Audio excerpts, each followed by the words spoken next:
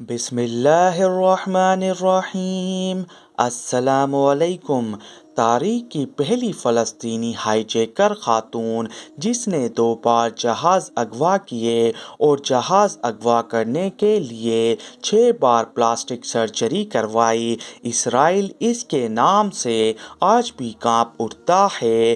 دنیا کے مشکل ترین کاموں میں سے ایک کام ہائی جیکنگ ہے، جس میں کسی بھی ملک کے جہاز اغوا کرنا اور اس کے ذریعے اپنے مطالبات منوانا ہے۔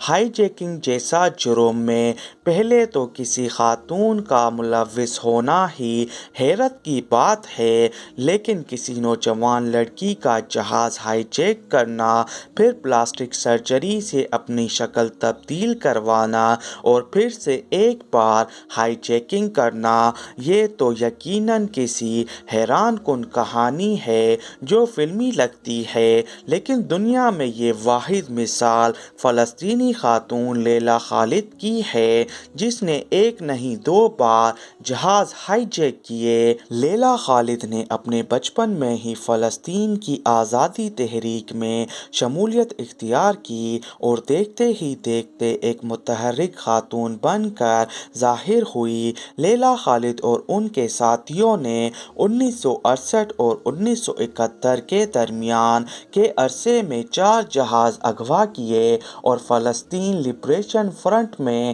شمولیت اختیار کرنے کے بعد لیلا خالد نے پہلا جہاز 31 اگست 1969 کو اغوا کیا۔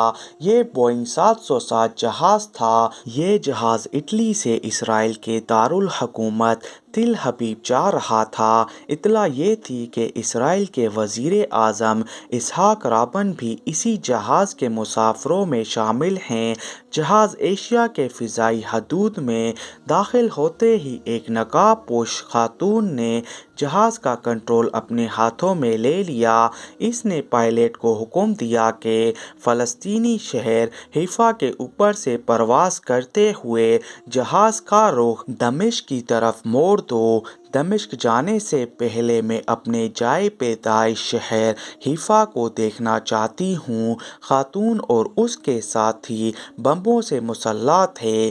پائلٹ نے حکم کی تعمیل کی، جہاز دمشق میں اتار لیا گیا۔ مسافروں کو یرغمال بنا کر فلسطین کے آزادی کا مطالبہ کیا گیا۔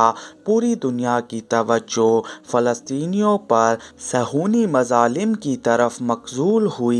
مذاکرات کے بعد اسرائیلی جیلوں میں فلسطینی قیدیوں کی رہائی اور ہائی جیکروں کی بحفاظت واپسی کی شرط پر تمام یرغمالیوں کو رہا کر دیا گیا۔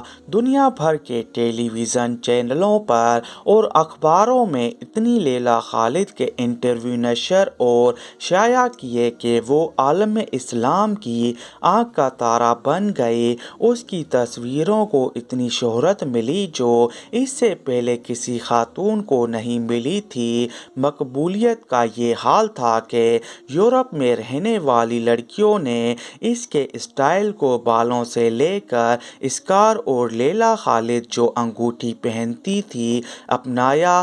اس کے ہاتھ میں ایک انگوٹھی ہوا کرتی تھی جس میں کوئی پتھر نہیں بلکہ گولی جڑی ہوئی تھی۔ پہلی ہائی جیکنگ کے بعد اس نے اوپر تلے 6 بار پلاسٹک سرجری کروائی اور اپنی صورت مکمل طور پر تبدیل کروا لی۔ اگلے ہی سال 6 ستمبر 1970 کو اس نے اپنے ایک ساتھی کے ساتھ مل کر ہمسٹرڈیم سے نیو یارک جانے والی پرواز کو ہائی جیک کرنے کی کوشش کی، لیکن یہ کوشش ناکام ہو گئی۔ اس جہاز کو برطانیہ کے ایک ایئرپورٹ پر اتار لیا گیا۔ لیلا خالد کے ایک ساتھی کو گولی مار کر ہلاک کر دیا گیا جبکہ اسے گرفتار کر لیا گیا۔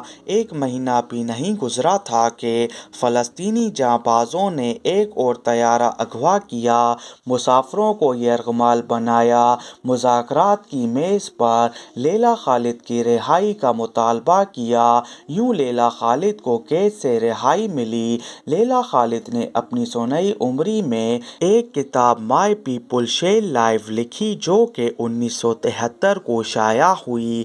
2005 میں لیلا خالد کی زندگی پر ایک فلم بنائی گئی۔ فلم کا ٹائٹل تھا لیلا خالد ہائی جیکر۔ اس فلم نے ایمسٹرڈیم کی فلمی میلے میں بڑی پذیرائی حاصل کی۔